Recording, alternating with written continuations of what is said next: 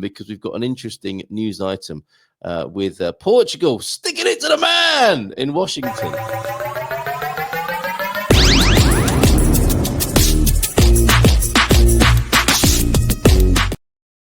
Now, I do recognise it's a bit of fun, this, and it always was.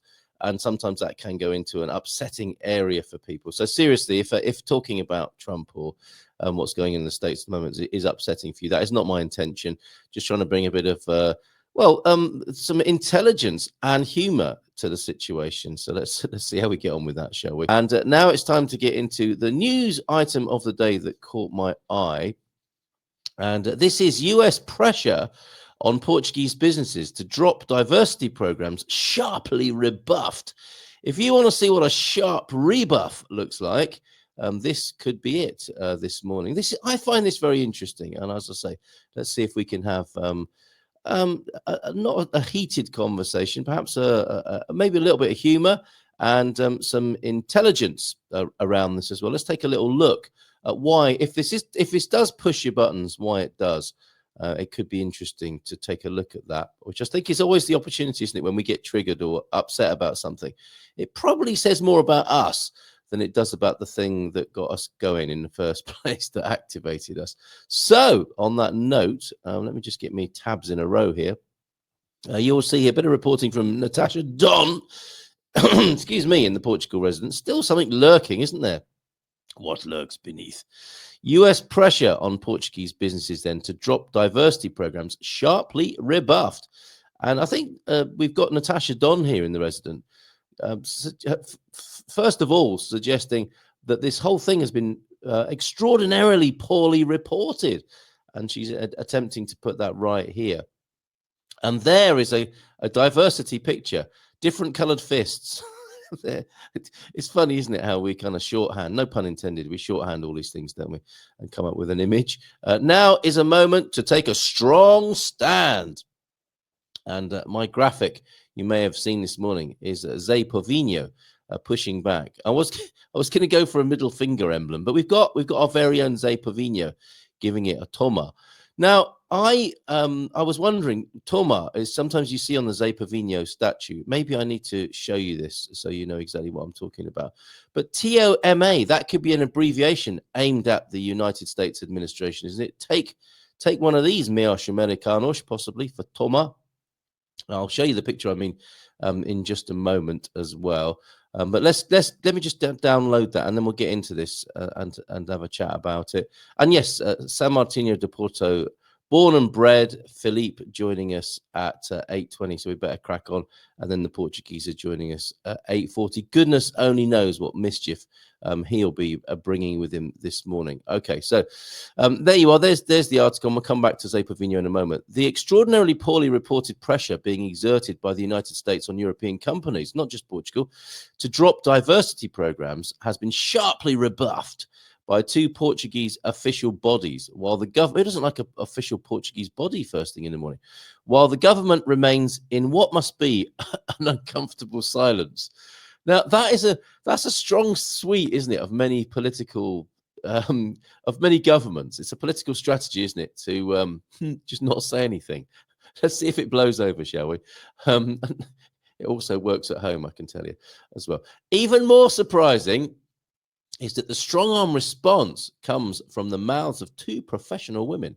As Echo Online picked up this week from a report in Euronews, we haven't been there for a while, the US government is sending out letters to European companies that supply its embassies and military bases, informing them that they should abandon their diversity, equity, and inclusion programs, their DEI as it's known, which in itself is a triggering acronym all across America and many other parts of the world now, or risk not receiving further payments.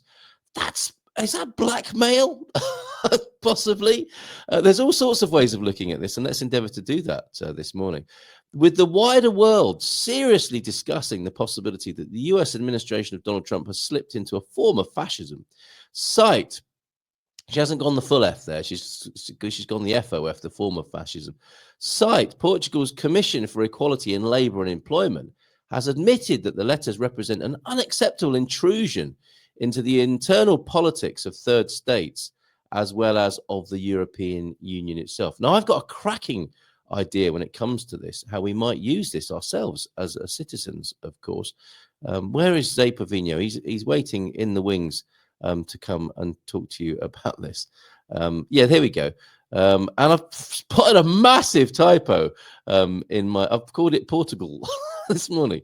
Responds in my haste and my excitement to speak about this. What does TOMA stand for in this? Can we come up with an acronym that's a response from Portugal to the US government? And I'll put that right later on. I'll stick an A in there a little bit later on. Right. Okay. Back to the Mondial Daily and this DEI-based news reporting here. They are a sign of regression in human rights, in bunny ears, claims somebody here, which should not be entertained, even if the companies are concerned about losing lucrative contracts. Time to take a stand. As site's president, Carla Tavares, tells Echo, there may initially be a temptation on the part of some companies to give in to these pressures, but there is a set of values and European legislation that advocates the exact opposite.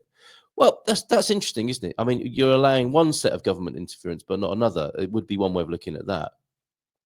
This is the moment for the European Union and the member states to be even firmer in affirming their values of defending human rights and combating all forms of discrimination. She stresses what exactly is going to happen. And I mean, DEI is a form of discrimination, is it not? I suppose as well. What exactly is going to happen? Echo poses this question to hear that, if necessary, site will notify the government, currently focused on trying to win an election campaign, there is that as well, of any worrying situation that violates the rules, not only of its national law, but also European law. Grow some might be the message to the Portuguese politicians. Say what you think about this so people can make their own minds up about you rather than staying stum on it. Dotting I's and crossing T's, Echo has reached out to the government to receive, it says, only silence. And it's the Homer withdrawing into the hedge, isn't it?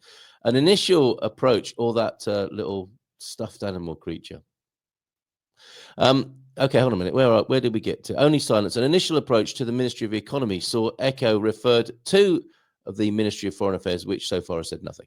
Enter another professional woman, Monica Canario, of the Portuguese Association for Diversity and Inclusion, the APDI. She too is very concerned about the letters sent to the Portuguese companies, says Echo. They show a lack of respect for the sovereignty of countries and organizations. Canario tells the paper, Europe is Europe. The United States is the United States. However, we are very concerned about the stance taken by the United States, she said, suggesting it's an example of how Donald Trump's administration is going to deal with the world over the next 4 years. In the eyes of Monica Canario and Carla Tavares, it is up to companies in receipt of these letters to take a stand and believe that there are those in the market who can replace the US government as a client. Now, that was quite the quandary, I suspect, because those contracts might be quite lucrative. But yes, of course, if you feel strongly about this, it sounds like the moral thing to do is if you don't want the American administration poking its nose into your affairs and telling you how to run your company, you should perhaps not do business with them, as is being suggested here. And we've had this, haven't we? Again, going back for the last 5 years, it's like with YouTube being blacklisted, delisted from YouTube. So it's a private company. I suppose the American administration, it depends on how you look at it, is or isn't a private company. The suggestion that it's being run now like a private company. So that would apply then, would it not? Is you're dealing with a company. If you don't like what they're demanding, you don't do business with them, perhaps. We warn companies not to go along with these policies, says Canario, speaking for APDI, and recalling that both France and Spain have already said as much, if not more, while letters have also been received by companies in Belgium, Italy, Central and Eastern Europe. Echo adds that associations like SITE and APDI in the 25 member states that promote diversity charters are finalizing an open letter to European institutions demanding that legislation be drawn up to protect the most vulnerable and underrepresented groups. I thought that was already in place, but that's interesting. It's no secret that Donald Trump has never been a fan of DEI programs. It is also no secret that other people in business may find these programs tiresome, but refusing to do business with companies that give the most vulnerable in society a chance to be included does indeed smack of fascism.